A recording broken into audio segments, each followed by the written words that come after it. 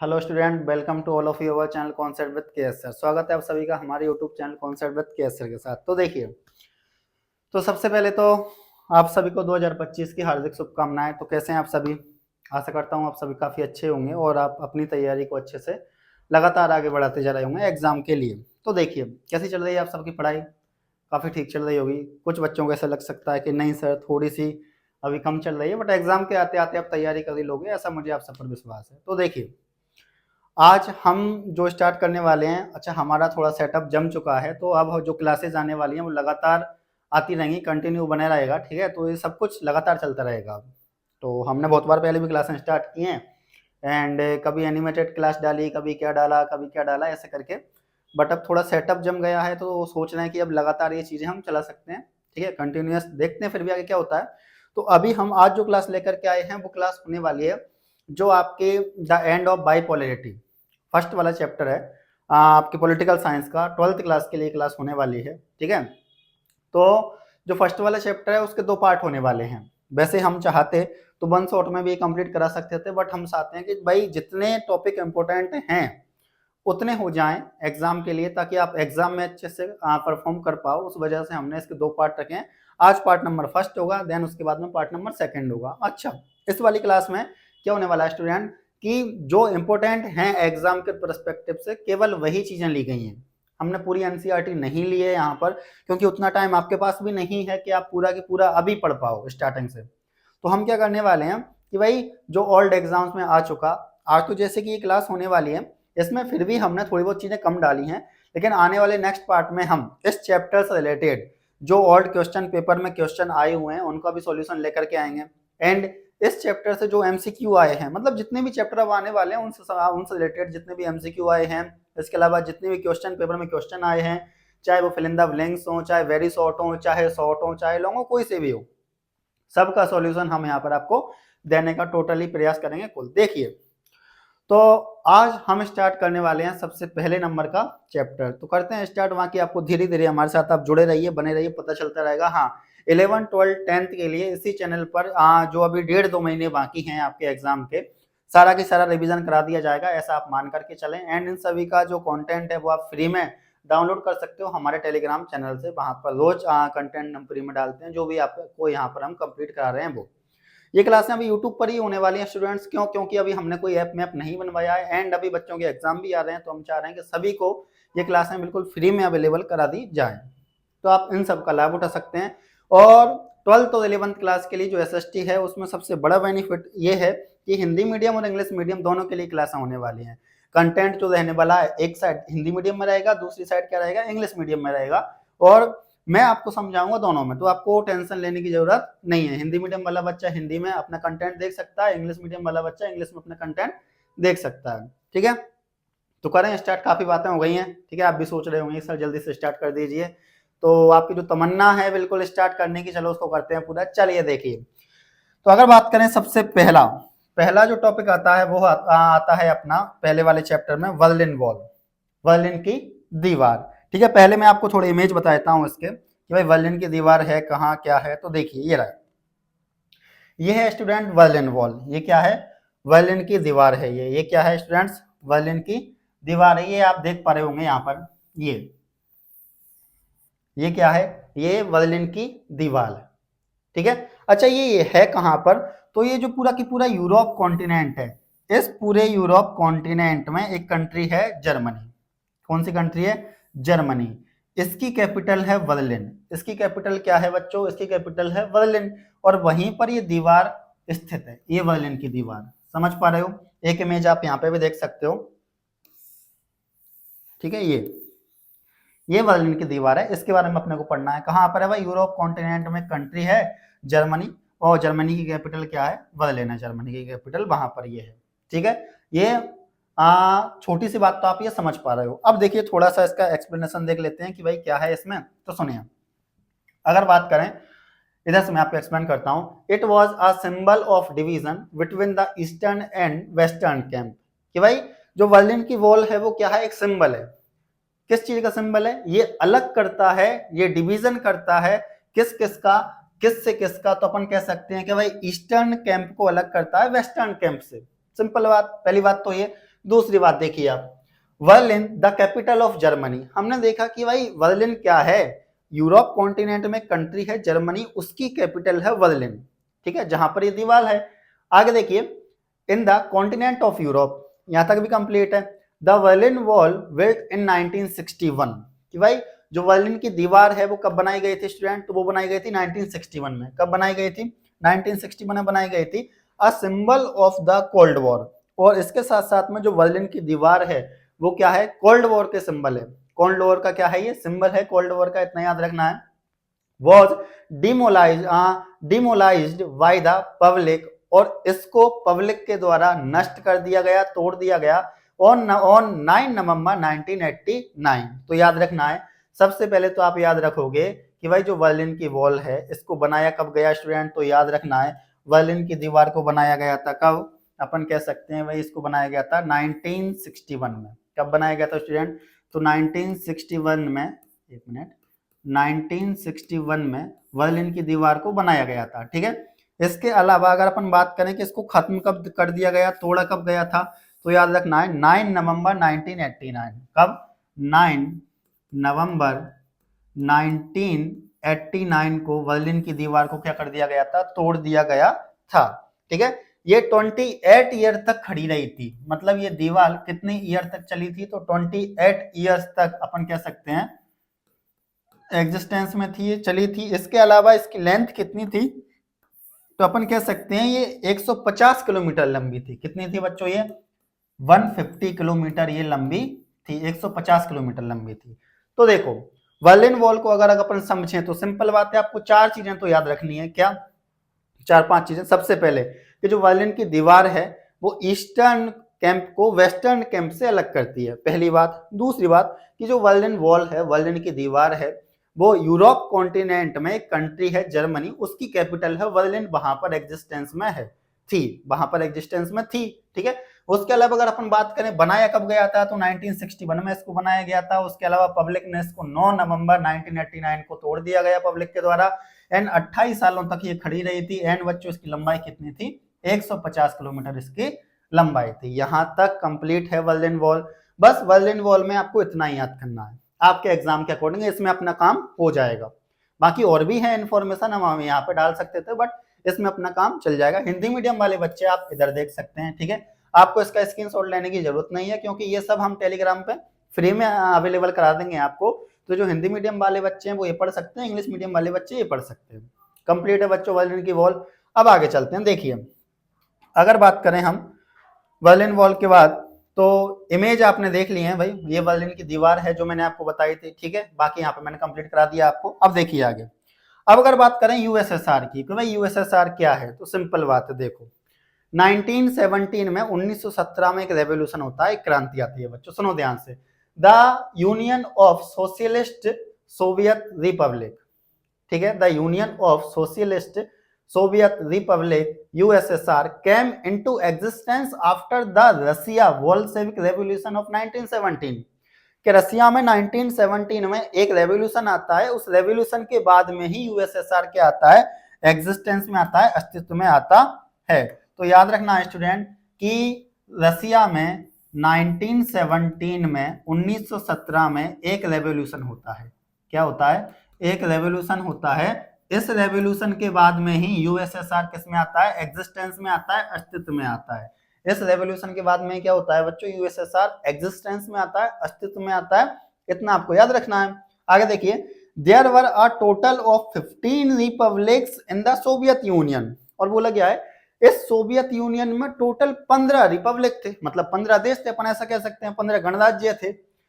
That is the Soviet union was formed by combining 15 different countries. अपन इसलिए ऐसा कह सकते हैं कि भाई जो यूएसएसआर बनाया गया था टोटल 15 देशों को मिला करके बनाया गया था। तो याद रखना है कि भाई जो यूएसएसआर था वो कब एग्जिस्टेंस में आया, तो रसिया में एक बोल्शेविक रेवोल्यूशन आता है 1917 में, उसके बाद में ये एग्जिस्टेंस में आता है। और यूएसएसआर में टोटल 15 रिपब्लिक्स, 15 गणराज्यों को मिलाया गया था। 15 रिपब्लिक्स को मिला करके, मतलब 15 देशों को मिला करके ये बनाया गया था, क्या, यूएसएसआर। आपके एग्जाम के पर्सपेक्टिव से इतना अपने लिए काफी काम चल जाएगा। अभी और भी है इसके बारे में आगे, कंप्लीट है बच्चों यहाँ तक। आगे देखो, अगर आगे बात करें तो सुनो, अगला देखो ध्यान से बात करें। The Soviet Union was a form keeping in mind the interest of the poor, कि भाई जब सोवियत यूनियन को बनाया गया तो एक बात को ध्यान में रख करके बनाया गया। वो बात क्या थी भाई? तो बात ये थी कि भाई हमको जो गरीब लोग हैं, जो पुअर हैं, उनके हितों का ध्यान रखा जाएगा। मतलब अपन ऐसा कह सकते हैं स्टूडेंट कि जब सोवियत यूनियन को बनाया गया, जब किसको बनाया गया, जब सोवियत यूनियन को बनाया गया था तो एक बात ध्यान में रखी गई थी कि भाई जो गरीब लोग हैं, जो पुअर पीपल हैं, उनके इंटरेस्ट, उनके हितों का ध्यान रखा जाएगा। उनके किसका ध्यान रखा जाएगा बच्चों? उनके हितों का ध्यान रखा जाएगा। इसके अलावा याद रखना यूएसएसआर में टोटल 15 कंट्री थी। इसके अलावा इसको 1917 में रूस में जो क्रांति हुई थी बोल्शेविक, इसके बाद में इसको एग्जिस्टेंस में लाया गया था। ठीक है, आगे देखें। अब इसकी आइडियोलॉजी क्या है, विचारधारा क्या है, अवधारणा क्या है, वो देख लेते हैं भाई। देखिए, it was built according to socialism, कि भाई इसको बनाया गया था समाजवादी विचारधारा के आधार पर। किस आधार पर बनाया गया था बच्चों? इसको समाजवादी विचारधारा के आधार पर इसको बनाया गया था। एंड कम्युनिस्ट आइडियोलॉजी विद, इसके साथ साथ इसकी जो आइडियोलॉजी थी वो क्या थी बच्चों? कम्युनिस्ट आइडियोलॉजी थी। क्या थी इसकी आइडियोलॉजी? कम्युनिस्ट। कम्युनिस्ट को हिंदी में क्या बोलते हैं? साम्यवादी विचारधारा थी। क्या थी बच्चों इसकी विचारधारा? साम्यवादी विचारधारा थी। इतना याद रखना है। कंप्लीट है यहाँ तक? तो याद रखना है भाई, आपको 2-3 चीजें याद रखना है बच्चों। देखिए, मैं बताता हूं आपको क्या क्या याद रखना है। सबसे पहले आपको देखना है, सोवियत यूनियन को मैं कंप्लीट कर देता हूं यहां पर। अब सुनिए ध्यान से, देखो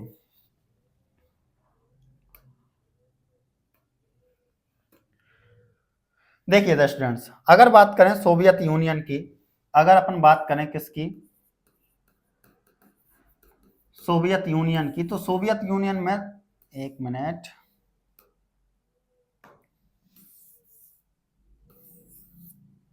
देखिए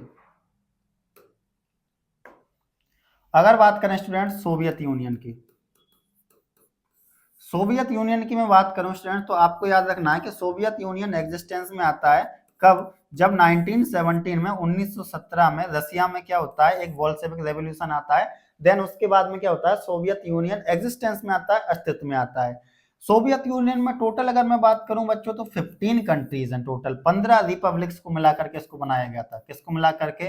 15 रिपब्लिक्स को या 15 गणराज्य को मिला करके सोवियत यूनियन को बनाया गया। इसके बाद अगर मैं बात करूं आपसे कि सोवियत यूनियन को जब बनाया गया तो भाई सोवियत यूनियन का जो मेन मोटिव था वो था, जब इसको बनाया गया, कि भाई जो पुअर लोग हैं, जो गरीब लोग हैं, उनके इंटरेस्ट का ध्यान रखा जाएगा।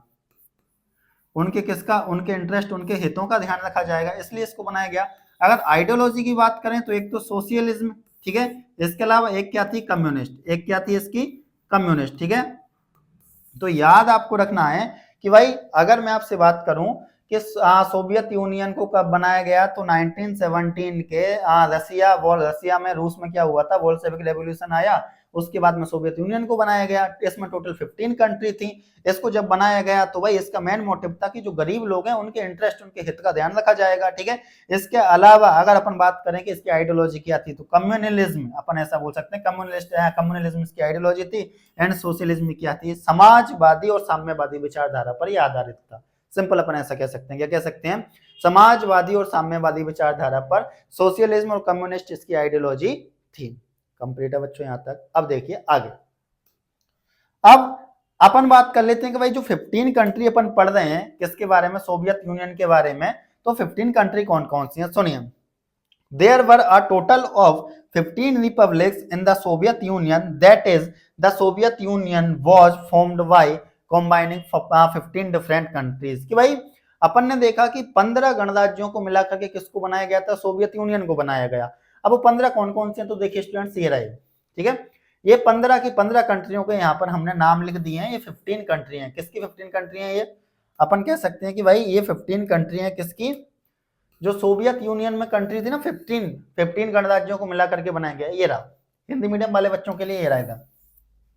ठीक है, तो रूस है, यूक्रेन है, बेलारूस है, मोल्डोवा है, ठीक है, लातविया है, लिथुआनिया है, एस्टोनिया है, अर्मानिया है, जॉर्जिया है, ठीक है, अजरबैजान है, तुर्कमेनिस्तान है, उज्बेकिस्तान है, तजाकिस्तान है, किर्गिस्तान है, कजाकिस्तान है। तो ये सब क्या है स्टूडेंट्स?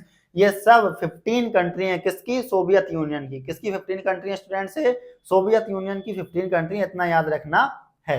आगे देखो, the Soviet Union was form keeping in mind the interest of the poor, it was built according to socialism and communalist ideology. ठीक है, तो अपन ने कंप्लीट कर लिया कि भाई इसकी जो आइडियोलॉजी है, इसकी जो विचारधारा है स्टूडेंट, वो कैसी है, तो याद रखना है वो सोशलिज्म और कौन सी है, कम्युनिस्ट विचारधारा है। कैसी है बच्चों, कम्युनिस्ट विचारधारा, इतना याद रखना है। हिंदी में क्या बोलेंगे अपन, बोल सकते हैं समाजवादी, और इसको क्या बोलेंगे अपन, साम्यवादी बोलेंगे। अपन बोल सकते हैं समाजवाद विचारधारा और कौन सी, साम्यवादी विचारधारा है। कंप्लीट है बच्चों यहाँ तक। तो अभी अपन ने क्या क्या पढ़ा, एक तो अपन ने पढ़ा बच्चों बर्लिन की वॉल, एक पढ़ा अपन ने Soviet union, and Soviet union में कितनी कंट्री है, ये सारी चीजें। अब चलें थोड़ा सा आगे, देखिए आगे की अगर अपन बात करें तो ध्यान से देखना है आपको, सुनो। अपन दूसरे शब्दों में कहें कि भाई सोवियत प्रणाली क्या है, तो अपन ऐसा कह सकते हैं कि भाई सोवियत सिस्टम वो है जिसके द्वारा सोवियत यूनियन ने अपना डेवलपमेंट किया था। सिंपल बात कि भाई इन अदर वर्ड, दूसरे शब्दों में कहें the soviet system is the system through which the Soviet union developed. कि सोवियत सिस्टम के मतलब अपन कह सकते हैं कि सोवियत यूनियन ने जिस सिस्टम के द्वारा अपने आप को डेवलप किया वही क्या है, सोवियत सिस्टम है। वो क्या है बच्चों, in other word the soviet system is the system through which the Soviet union develop. कि भाई अगर बात करूं सोवियत सिस्टम क्या है, अगर आपसे कोई पूछे सोवियत सिस्टम क्या है, तो ऐसा सिस्टम जिसके द्वारा सोवियत यूनियन ने अपने आप को क्या किया, विकसित किया, अपने आप को डेवलप किया, उसी को क्या कहेंगे अपन, उसी को कहेंगे अपन क्या कहेंगे स्टूडेंट, उसी को कहेंगे अपन सोवियत सिस्टम। क्या कहेंगे उसको अपन, सोवियत सिस्टम। कंप्लीट है बच्चों यहाँ तक। तो याद रखना है, एक बर्लिन की दीवार पढ़ा, एक सोवियत यूनियन पढ़ा, एक सोवियत सिस्टम पढ़ा, उसकी 15 कंट्री पढ़ी, ठीक है, उसकी आइडियोलॉजी पढ़ी। कंप्लीट है यहाँ तक। चलिए अब चलते हैं थोड़ा सा और आगे। देखिए स्टूडेंट, अब अगर मैं आपसे बात करूं कि भाई सोवियत सिस्टम जो अपन पढ़ रहे हैं इसकी विशेषताएं क्या है, इसकी फीचर्स क्या हैं, ठीक है, जो सोवियत सिस्टम अपन पढ़ रहे हैं इसकी फीचर्स क्या है, तो देखो the soviet system was inspired by the opposition to the capitalist system and the ideals of socialism. कि भाई सोवियत सिस्टम में बुराई की गई है, अपोज किया गया है किसको, कैपिटलिस्ट सिस्टम को। तो देखो बच्चों ध्यान से इधर अपन ऐसा कह सकते हैं कि सोवियत सिस्टम में अपोज किया गया है किसको, कैपिटलिस्ट सिस्टम को, मतलब पूंजीवादी व्यवस्था की तो बुराई की गई है बच्चों। किसकी बुराई की गई है, पूंजीवादी व्यवस्था की तो बुराई की गई है। एंड किस विचारधारा पर आधारित है, सोशलिज्म, समाजवाद विचारधारा पर आधारित है। किस पर आधारित है बच्चों, समाजवाद विचारधारा पर आधारित है। और कैपिटलिस्ट सिस्टम, पूंजीवादी व्यवस्था की बुराई की गई है या विरोध किया गया है, और समाजवाद विचारधारा पर आधारित है। ये तो हुआ आपका पहला फीचर। किसका, सोवियत सिस्टम का पहला फीचर क्या है कि भाई इसमें कैपिटलिस्ट सिस्टम जो है, पूंजीवादी व्यवस्था जो है उसकी बुराई की गई है, और समाजवाद की विचारधारा पर इसको अपनाया गया है या बनाया गया है। अब भाई कैपिटलिस्ट सिस्टम क्या होता है, कैपिटलिस्ट सिस्टम यूएसए अमेरिका में है भाई। क्या है भाई ये, इसमें सिस्टम ये है कि अधिकतर चीजें प्राइवेट इंडिविजुअल्स के हाथों में है, मतलब गवर्नमेंट का कंट्रोल कम है। अपन ऐसा कह सकते हैं कि भाई जिस चीज पर गवर्नमेंट का कंट्रोल, मतलब अपन देखें, देखो इकोनॉमी तीन प्रकार के अपन मान के चलते हैं, ठीक है। अपने यहाँ पर जो इकोनॉमी है वो है मिक्स्ड इकोनॉमी। कौन सी अपने यहाँ पर मिक्स्ड इकोनॉमी है बच्चों, मिश्रित अर्थव्यवस्था है, ठीक है। एक होती है कैपिटलिस्ट अर्थव्यवस्था होती है। कैपिटलिस्ट अर्थव्यवस्था में क्या होता है कि भाई गवर्नमेंट का कंट्रोल कम होता है। गवर्नमेंट का कंट्रोल क्या होता है, कम होता है। अधिकतर जो कंट्रोल होता है किस पर, रिसोर्सेज पर, संसाधनों पर, वो किसका होता है, जिसके पास पैसा है। कुल मिलाकर के जिसके पास क्या है, पैसा है, उसका कंट्रोल होता है किस पर, रिसोर्सेज पर, संसाधनों पर। उसे कहते हैं अपन कैपिटलिस्ट सिस्टम। समझ पा रहे हो, कंप्लीट है यहाँ तक, ठीक है। तो अगर मान के चलो सोवियत यूनियन में कैपिटलिस्ट सिस्टम होता, तो फिर क्या होता कि सोवियत यूनियन के रिसोर्सेज जितने भी हैं, संसाधन जितने भी हैं, उन सब पर किसका कंट्रोल होता, उन सब पर प्राइवेट इंडिविजुअल्स जिनके पास पैसा है उनका कंट्रोल होता। पर सोवियत यूनियन में जब आपने चैप्टर पढ़ा होगा तो आपने ध्यान दिया होगा कि जितने भी रिसोर्सेज हैं उन पर अधिक कंट्रोल तो किसका है, तो उन पर अधिक कंट्रोल तो गवर्नमेंट का है, सरकार का है। समझ पा रहे हो, उस वजह से अपन कह सकते हैं कि भाई सोवियत यूनियन में कैपिटलिस्ट सिस्टम, पूंजीवादी व्यवस्था की तो बुराई की गई थी, और सोशलिस्ट सिस्टम मतलब या सोशलिज्म विचारधारा, समाजवाद की विचारधारा से आधारित थी, या अपन बोल सकते हैं प्रेरित थी। अब समाजवादी विचारधारा क्या होती है, सोशल वेलफेयर के लिए क्या क्या काम करने चाहिए, यही समाजवाद है भाई। समाजवाद और है क्या, समाजवाद यही तो है कि भाई समाज की भलाई के लिए क्या क्या किया जा सकता है, यही क्या है, समाजवाद है, सिंपल बात। आगे देखिए, the soviet system had a planned economy, कि भाई सोवियत सिस्टम में जो इकोनॉमी है वो प्लान्ड है, मतलब अपन ऐसा कह सकते हैं नियोजित है, पहले से प्लान की गई है। और किसके द्वारा प्लान की गई है? सरकार के द्वारा। सिंपल बात भाई, अपन कह सकते हैं कि भाई the soviet system had a planned economy, Soviet system में जो इकोनॉमी है वो क्या है? प्लान्ड इकोनॉमी है, बिल्कुल नियोजित अर्थव्यवस्था है।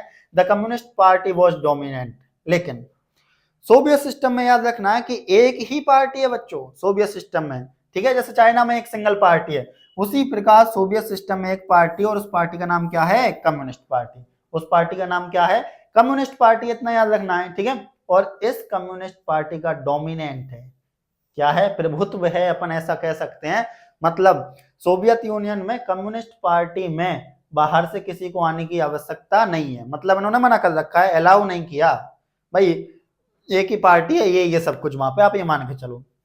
There were facilities for a minimum standard of living and no unemployment, लेकिन सोवियत यूनियन की एक बड़ी अच्छी बात है कि भाई यहाँ पर मिनिमम स्टैंडर्ड की चीजें तो अवेलेबल हैं लोगों के लिए, इसके अलावा यहाँ पे बेरोजगारी नहीं है। क्या नहीं है? यहाँ पर बेरोजगारी नहीं है, और इसके अलावा क्या है? मिनिमम स्टैंडर्ड की चीजें यहाँ पर अवेलेबल हैं, जैसे कि न्यूनतम जीवन स्तर की सुविधाएं अवेलेबल हैं, एंड बेरोजगारी नहीं है। कहां पर नहीं है बच्चों? सोवियत यूनियन में। एक पॉजिटिव पॉइंट है इसका, अपन ऐसा देख सकते हैं। आगे देखिए बच्चों, there was an advanced communication system, soviet union में जो कम्युनिकेशन सिस्टम है वो क्या है? एडवांस्ड है, मतलब अपन ऐसा कह सकते हैं संचार प्रणाली क्या है? उन्नत है। संचार प्रणाली क्या है? उन्नत है। टेलीकम्युनिकेशन सिस्टम वही अपन जानते हैं, टेलीफोन वगैरह, टेलीविजन वगैरह, नेटवर्क वगैरह, नेट वगैरह, वो सब कुछ सारी बातें, ठीक है। तो बिल्कुल एडवांस्ड कम्युनिकेशन सिस्टम है, उन्नत संचार प्रणाली, अपन ऐसा कह सकते हैं। The main form of ownership was state ownership. सबसे बड़ी बात कि भाई यहाँ पर जो रिसोर्सेज हैं उन पर जो मालिकाना हक है, ओनरशिप है, मालिकाना हक है, वो किसका होगा भाई? वो होगा सरकार का, स्टेट का। किसका होगा? सरकार का होगा। तो अपन ऐसा कह सकते हैं कि मिल्कियत का जो प्रमुख रूप है वो राज्य का स्वामित्व है। मतलब सिंपल वर्डों में अगर अपन समझें तो the main form of ownership was state ownership, कि भाई जो रिसोर्सेज है वहां पर, उन रिसोर्सेज पर अधिकार किसका है? तो स्टेट का है, राज्य का है, इतना आपको याद रखना है। कंप्लीट है बच्चों यहां तक, ठीक है। तो ये सारी बात तो अपन ने हो गई। नीचे वो ये कि भाई जितने भी रिसोर्सेज हैं उन सब रिसोर्सेज पर किसका कंट्रोल है? तो उन सब रिसोर्सेज पर कंट्रोल है बच्चों किसका? स्टेट का। किसका? स्टेट का। कहां पर? सोवियत यूनियन में। तो सोवियत यूनियन में अपन ने इतनी सारी चीजें पढ़ी हैं, क्या क्या पढ़ी हैं, तो एक बार मैं आपको समअप कर देता हूं बच्चों। सबसे पहले अपन ने पढ़ा कि भाई सोवियत यूनियन में कैपिटलिस्ट सिस्टम की बुराई की गई है। इसके अलावा किस विचारधारा पर आधारित है? तो अपन ऐसा कह सकते हैं समाजवादी या सोशलिज्म विचारधारा पर आधारित है, सोशलिस्ट विचारधारा पर आधारित है। उसके बाद अगर हम कहें बच्चों यहाँ की जो इकोनॉमी है वो बिल्कुल प्लान्ड इकोनॉमी है, नियोजित अर्थव्यवस्था है। देन उसके बाद अगर हम कहें सोवियत यूनियन में एक अच्छी बात यह है कि भाई यहाँ पर बेरोजगारी बिल्कुल भी नहीं है, प्लस जो मिनिमम फैसिलिटी है वो तो अवेलेबल है लोगों के लिए, ठीक है। इसके अलावा अगर हम बात करें बच्चों सोवियत यूनियन में क्या है? कम्युनिकेशन सिस्टम बड़ा सही है, जो संचार की व्यवस्था है, टेलीकम्युनिकेशन सिस्टम, वो बहुत क्या है? काफी सही है। एंड इसके अलावा अगर बात करें तो सोवियत यूनियन में जितने भी रिसोर्सेज हैं उन सब रिसोर्सेज पर जो मालिकाना हक है वो किसका है? स्टेट का है, राज्य का है। और रिसोर्सेज पर कंट्रोल भी किसका है? स्टेट का है, राज्य का है। हाँ, यहाँ पर एक पार्टी है जिसे कम्युनिस्ट पार्टी कहा जाता है, और इस कम्युनिस्ट पार्टी का डोमिनेंट रहता है कहां पर? सोवियत यूनियन में। और इस कम्युनिस्ट पार्टी में बाहर से किसी को अंदर आने की अनुमति नहीं है, सिंगल पार्टी अपन ऐसा कह सकते हैं। कंप्लीट है बच्चों यहाँ तक। तो ये क्या होगा? ये तो फीचर्स हो चुके हैं किसके? सोवियत यूनियन सिस्टम के। कंप्लीट है बच्चों यहाँ तक। तो मैंने आपको एज अ स्टोरी फॉर्म में भी बता दिया है, मैंने आपको एज अ राइटिंग फॉर्म में भी बता दिया है, ठीक है। आगे चलें, चलिए तो सुनिए अगला अगर अपन बात करें तो देखो ध्यान से बच्चों, ये हो गया अपना। अब देखिए दूसरी दुनिया के देश, अब बात कर लेते हैं स्टूडेंट्स अपन दूसरी दुनिया के देश। तो सुनिए, countries of the second world, the countries of eastern Europe. तो भाई दूसरी दुनिया के देश कौन है? ईस्टर्न यूरोप के देश। सिंपल बात, were called the countries of the camp और द सेकंड वर्ल्ड। अब ये जो मैंने मैप यहाँ पर लगाया है बच्चों, इसमें जनरली सामान्य तौर पर जिनको हम बोलते हैं फर्स्ट वर्ल्ड, सेकंड वर्ल्ड और थर्ड वर्ल्ड, उनके बारे में मैंने जनरली यहाँ पे बता दिया है कि भाई जैसे कि देखो, जो ग्रीन है उसको फर्स्ट वर्ल्ड बोल देंगे, जो येलो है वो सेकंड वर्ल्ड हो जाएगा। जैसे कि मैं यहाँ बताता हूँ आपको, ये तो अपना क्या है? फर्स्ट, ये क्या है? सेकंड वर्ल्ड, ठीक है।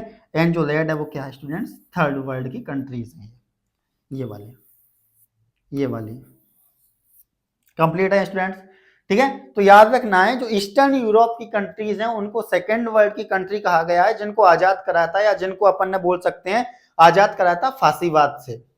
ठीक है, जो फांसीवाद से उनसे आजाद कराया था उन कंट्रीज को सेकेंड वर्ल्ड बोला गया, और इन कंट्रीज पर अधिकार था किसका, सोवियत यूनियन का। जब आपने चैप्टर पढ़ा होगा, अभी यहाँ पे अपन थोड़ा शॉर्ट में पढ़ रहे हैं, उस वजह से मैं आपको मैंने यहाँ पे आपको वो अपन बोल सकते हैं कि उनको मैंने यहाँ पे पीपीटी में नहीं लाया हूं मैं, लेकिन मैं आपको बता देता हूँ जनरली सेकेंड वर्ल्ड की कंट्री ईस्टर्न यूरोप की कंट्री है जिस पर फांसीवाद का नियंत्रण हुआ करता था, और यूरोप ने क्या मतलब सोवियत यूनियन ने क्या किया था, सोवियत यूनियन की कंट्रीज ने उस फांसीवाद के नियंत्रण से ईस्टर्न यूरोप की कंट्री को आजाद कराया। फिर उस पर किसका अधिकार हो गया, तो सोवियत यूनियन का हो गया था। उन्हीं को कहा गया था सेकेंड वर्ल्ड, दूसरी दुनिया के देश। उन्हीं को क्या कहा गया था, दूसरी दुनिया के देश।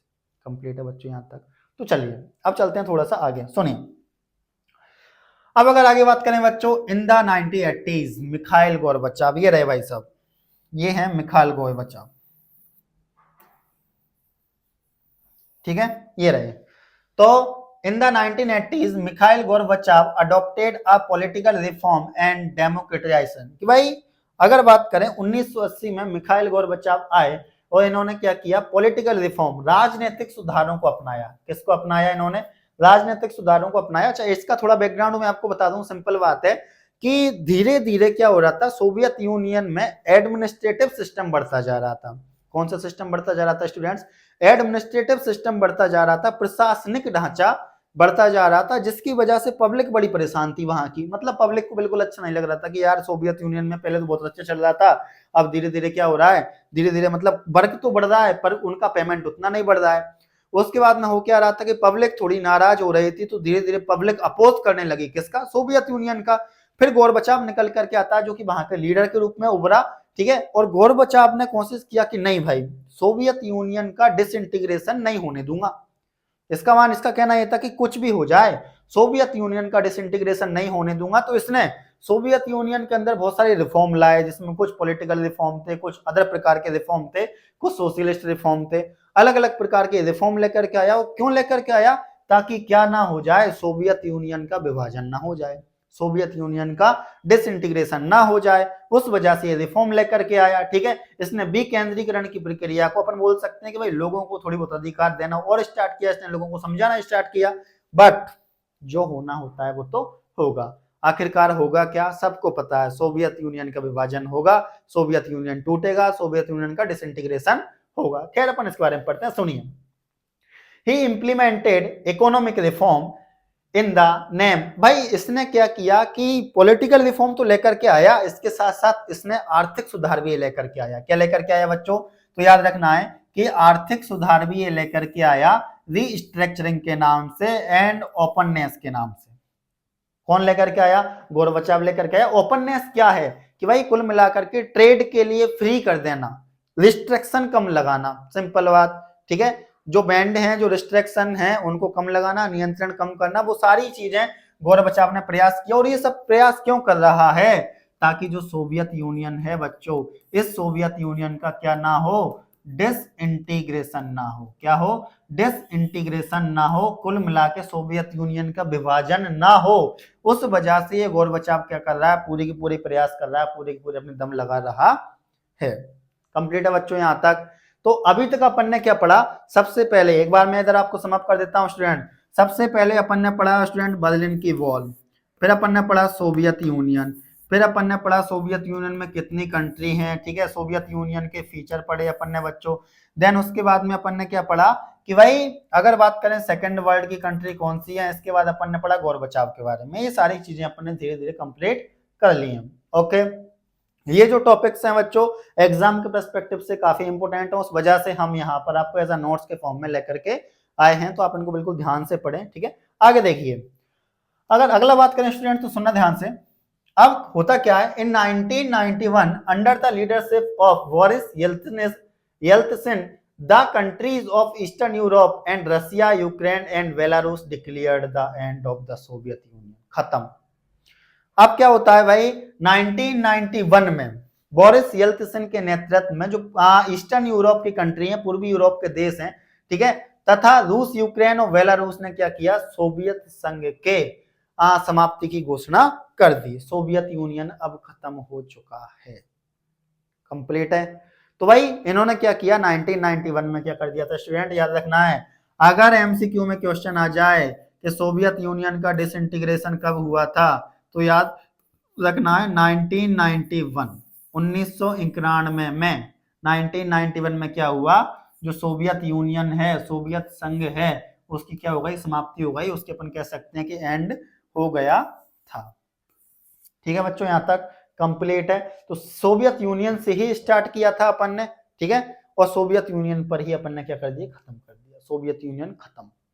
थोड़ा गौर बचाव के बारे में पढ़ा, हाँ येल्त्सिन के बारे में ज्यादा कुछ बताया नहीं गया है यहाँ पर, तो मैंने भी मतलब आपको यहाँ पे ज्यादा कुछ बताया नहीं है, बस इसके एक बारे में अपन ने थोड़ा सा लिया, कंप्लीट है। बाकी बुक में आप और डिटेल में इन सब चीजों के बारे में पढ़ सकते हो, बट अभी क्या है, टाइम थोड़ा कम है आपके लिए एग्जाम के अकॉर्डिंग, ठीक है, तो उस वजह से मैं कोशिश कर रहा हूँ कि एक बार समअप रिवीजन करा दूं सभी चैप्टर्स का, ताकि थोड़ा थोड़ा आपको सभी चीजों का आइडिया रहे, और जो मेन टॉपिक है उनको हम डिटेल में कवर करेंगे। चलिए आगे चलते हैं स्टूडेंट्स। तो देखिए अगर हम बात करें अब कि सोवियत संघ में जो कम्युनिस्ट शासन की कमियां क्या हैं, जो कम्युनिस्ट पार्टी मैंने आपको बताई है, इंग्लिश मीडियम वाले बच्चों के लिए ये रहेगा, ठीक है, अब ये हिंदी मीडियम वालों के लिए पढ़ लेते हैं पहली स्लाइड में, देन उसके बाद इंग्लिश मीडियम वाले बच्चों के लिए। तो भाई हम देख लेते हैं कि जो सोवियत सिस्टम है, उस सोवियत सिस्टम में जो कम्युनिस्ट पार्टी थी, कम्युनिस्ट का गवर्नेंस थी, कम्युनिस्ट की शासन था, उसकी कमियां क्या है, रीजन क्या है, कमी क्या है, तो सुनिए। सोवियत संघ में कम्युनिस्ट शासन की कमियां, सबसे पहला सोवियत संघ पर कम्युनिस्ट पार्टी ने 70 सालों तक शासन किया। मतलब सोवियत यूनियन में जो कम्युनिस्ट पार्टी है ना बच्चों, उस कम्युनिस्ट पार्टी ने 70 सालों तक शासन किया। कितने सालों तक, 70 ईयर्स, 70 सालों तक शासन किया बच्चों, ठीक है। यह पार्टी अब जनता के जवाबदेह है। कुल मिलाकर के अपन ऐसा बोल सकते हैं कि कम्युनिस्ट पार्टी ने सोवियत यूनियन मतलब सोवियत यूनियन में कम्युनिस्ट पार्टी ने 70 सालों तक शासन किया, लेकिन 70 साल के बाद अब ये पार्टी क्या है, मतलब 70 साल में ये पार्टी कुछ टाइम बाद क्या हुआ कि जनता के प्रति रेस्पॉन्सिबल नहीं रही, जवाबदेह नहीं रही। जबकि होना क्या चाहिए, देखो बच्चों, अच्छी पार्टी कौन सी है, जो जनता के प्रति रेस्पॉन्सिबल हो, जनता के प्रति जवाबदेह हो, सिंपल बात, वही तो अच्छी पार्टी होगी। तो फिर हुआ क्या कि 1970 मतलब अपन ऐसा कह सकते हैं कि 19 मतलब अपन ऐसा कह सकते हैं कि 70 सालों तक कम्युनिस्ट पार्टी रही, ठीक है। कुछ सालों, 70 सालों के अंदर की बात कर रहा हूं मैं अब, भाई कुछ टाइम तक तो कम्युनिस्ट पार्टी ने बहुत अच्छे से काम किया, फिर बाद में क्या हुआ कि कम्युनिस्ट पार्टी जनता के प्रति रेस्पॉन्सिबल नहीं रही, अकाउंटेबल नहीं रही, जवाबदेह नहीं रही, जिम्मेदार नहीं रही। फिर जनता ने क्या किया, कम्युनिस्ट पार्टी को अपोज करना स्टार्ट किया। धीरे धीरे धीरे धीरे कम्युनिस्ट पार्टी ने भी अपना डोमिनेंस बढ़ाना स्टार्ट किया, जनता ने इसको अपोज करना स्टार्ट किया, सोवियत यूनियन ही खत्म हो गया पूरा की पूरा, कम्युनिस्ट पार्टी भी खत्म। फिर समझ पा रहा हो, एक कमी तो ये है। दूसरी बात, इसकी और भी कमियां थी कि कम्युनिस्ट शासन में सोवियत संघ प्रशासनिक और राजनीतिक रूप में गति, कुल मिलाकर अपन ऐसा बोल सकते हैं कि भाई एक तो एडमिनिस्ट्रेटिव और एक पॉलिटिकली रूप में अपन ऐसा बोल सकते हैं कि इसने डोमिनेंस ज्यादा दिखाया था, जिसकी वजह से लोगों ने इसका अपोज किया था, ठीक है। यहाँ पर भ्रष्टाचार, करप्शन बहुत ज्यादा हो गया था, एंड सोवियत जो कम्युनिस्ट पार्टी थी उसने अपनी गलतियों को भी नहीं सुधारा, मतलब गलतियों को सुधारने में ये सक्षम नहीं थी।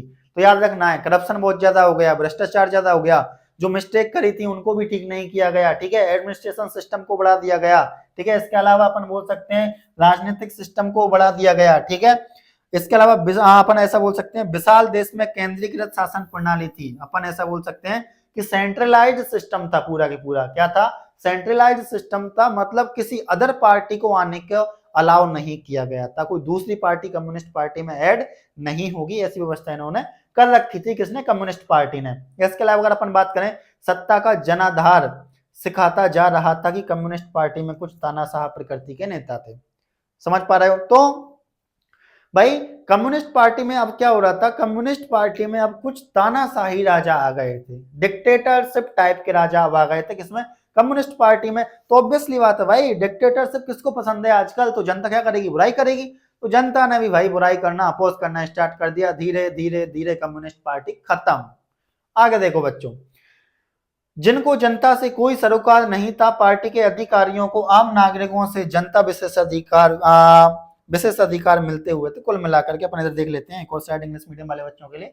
सुनिए, सबसे पहला क्या है भाई, तो disadvantage of communist rule in the Soviet union, के सोवियत यूनियन में जो कम्युनिस्ट पार्टी थी उसके डिसएडवांटेज क्या थे, सेम वही चीजें जो मैंने बताई थी, एक बार फिर से यहाँ पे अपन रिवीजन कर लेते हैं। The communist party ruled the Soviet union of 70 year and the party is no longer accountable to the people.